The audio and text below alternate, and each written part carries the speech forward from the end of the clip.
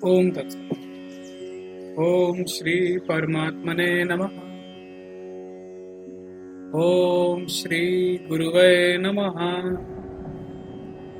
महेंद्र पर्वत पर अग्नि के साक्ष में मदनिका यानी चूडाला और शिखी ध्वज का विवाह।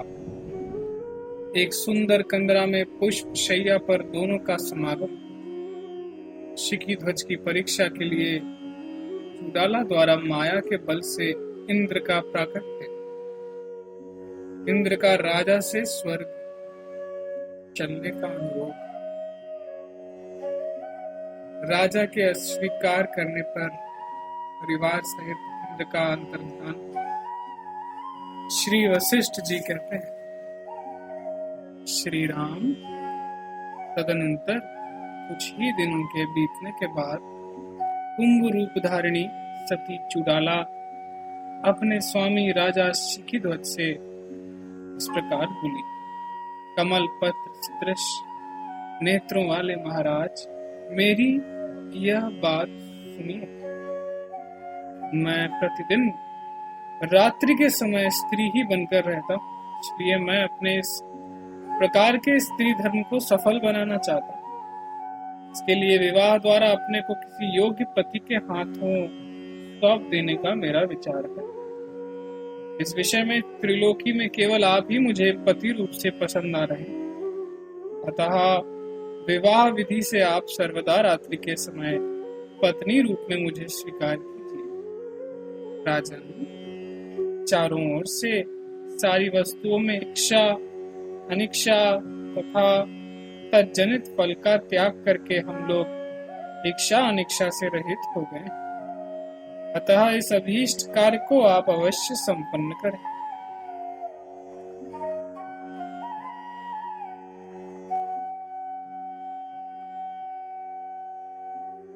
तब शिखीध्वज बोले, सखे, इस विवाह कार्य के करने से मुझे शुभ अथवा अशुभ किसी प्रकार के फल की संभावना नहीं दिख रही। आपको जैसा रुचे वैसा ही कीजिए। कुंभ ने कहा, महीपाल, यदि ऐसी बात है तो आज यह श्रावण मास की पूर्णिमा, अतः आज ही शुभ लग्न है, क्योंकि कल ही मैंने विवाह संबंधी सारी गणना कर दी थी।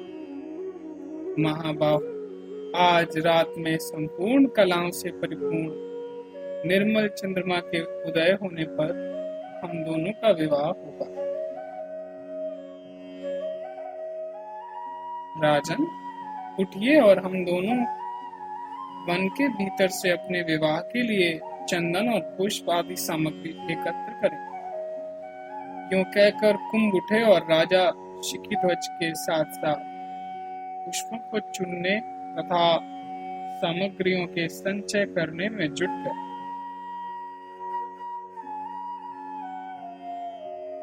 इस प्रकार एक सुंदर गुफा में सारी विवाह सामग्री जुटाकर वे दोनों प्रेमी मित्र मंदाकिनी नदी में स्नान करने के लिए गए। वहां नहा धोकर उन लोगों ने देवताओं, पितरों और ऋषियों का पूजन किया, जैसे उन्हें क्रिया जनित फल की इच्छा नहीं थी।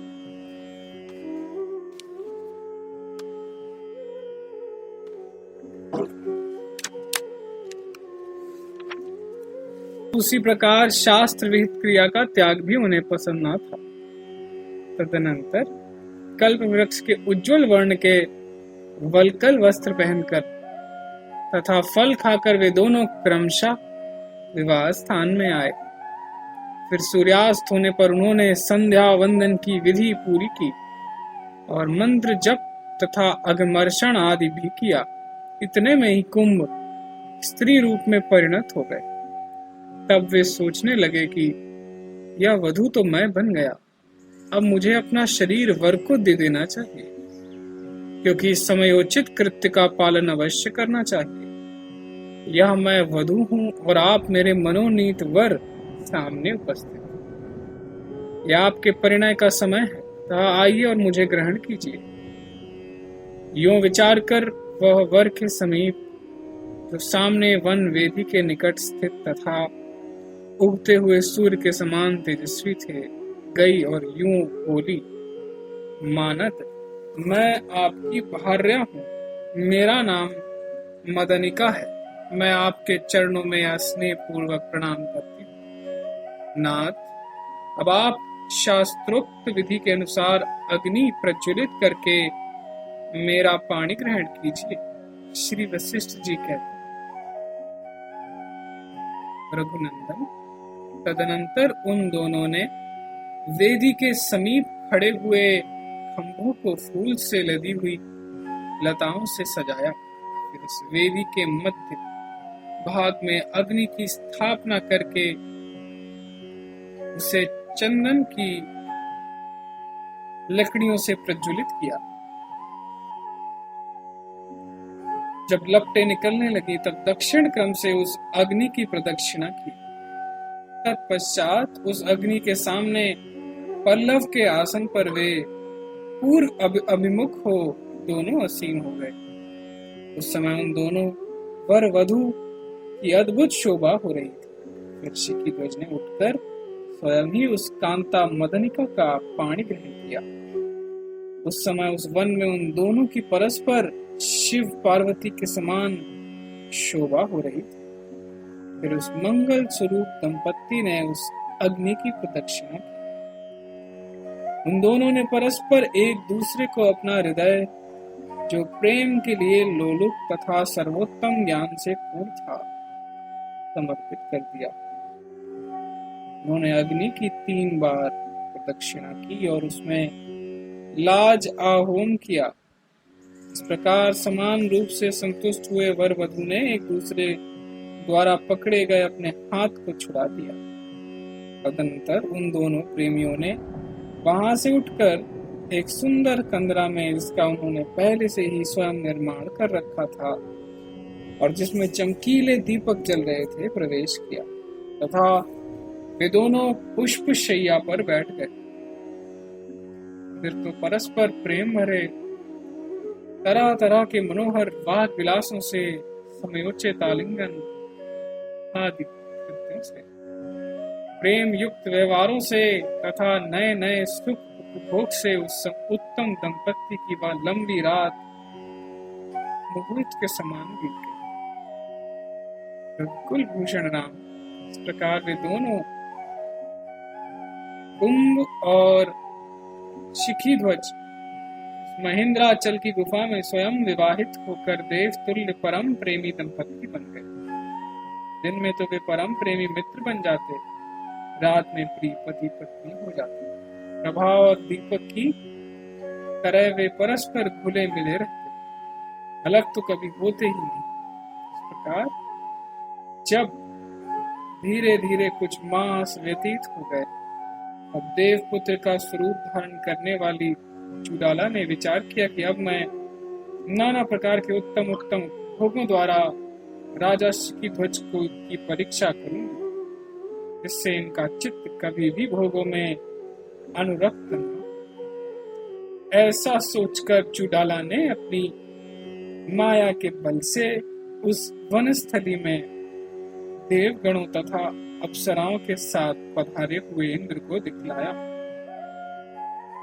परिवार सहित इंद्र को अपने निकट आया देखकर वनवासी राजा शिखीध्वज उनकी विधिवत पूजा करके पूछने लगे। शिखीध्वज बोले, देवराज, आपने इतनी दूर से यहाँ आने का कष्ट क्यों उठाया? आप जिस प्रयोजन से यहाँ पधारे उसे बतलाने की कृपा कीजिए। इंद्र ने कहा, राजन, आपके गुण आधिक्य रूपी सूत्र ने हमारे हृदय को बांध रखा है, जिससे खींचकर हम आकाश से यहाँ आ गए। महाराज, अब उठिए और स्वर्ग चलिए, क्योंकि वहाँ यूथ के यूथ देवता तथा देवांगनाएं आपके गुणों को सुनकर विस्मय मुक्त हो रहे हैं और वे सब के सब आपके शुभ आगमन की प्रतीक्षा में बैठे। इसलिए आप पादुका, गुटिका, खड्ग और पारद आदि रस्सों को भी लेकर सिद्ध मार्ग से स्वर्ग लोक में चलना स्वीकार कीजिए। राजर्षि, आप जीवन मुक्त तो हैं ही, अतः देवलोक में पधार कर आप अनेक प्रकार के भोगों का उपभोग करें। इसी कारण मैं आपके पास आया। साधो, आपके समान जो संत महात्मा हैं, वे ना तो प्राप्त हुई लक्ष्मी का तिरस्कार द्वारा अपमान करते हैं और ना अप्राप्त की कामना है। महात्मन, जैसे भगवान नारायण के शुभ आगमन से त्रिलोकी पवित्र हो जाती है, वैसे ही आप बिना किसी विघ्न बाधा के स्वर्ग पधारें और यहाँ पूर्वक विचार करें।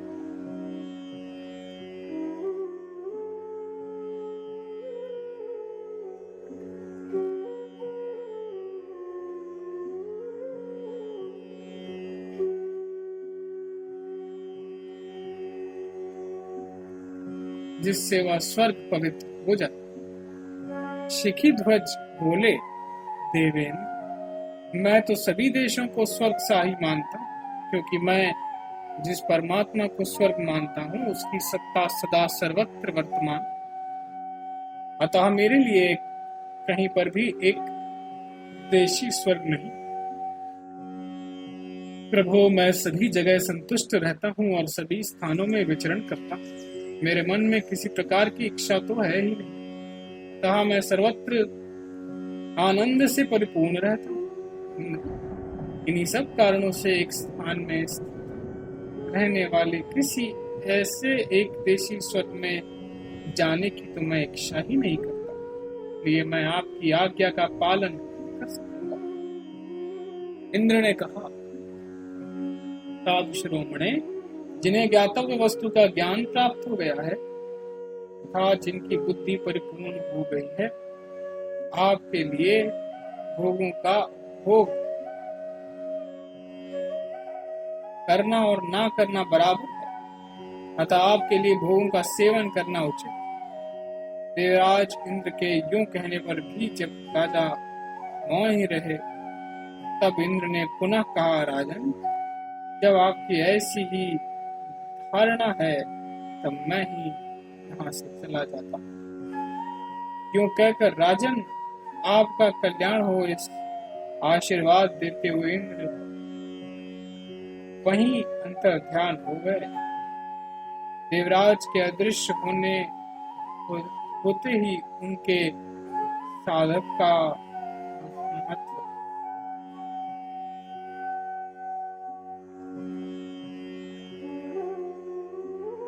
अदृश्य होते ही उनके साथ का देव समूह भी क्षण भर में दृश्य हो गया। ओम तत्सत, ओम तत्सत, ओम तत्सत।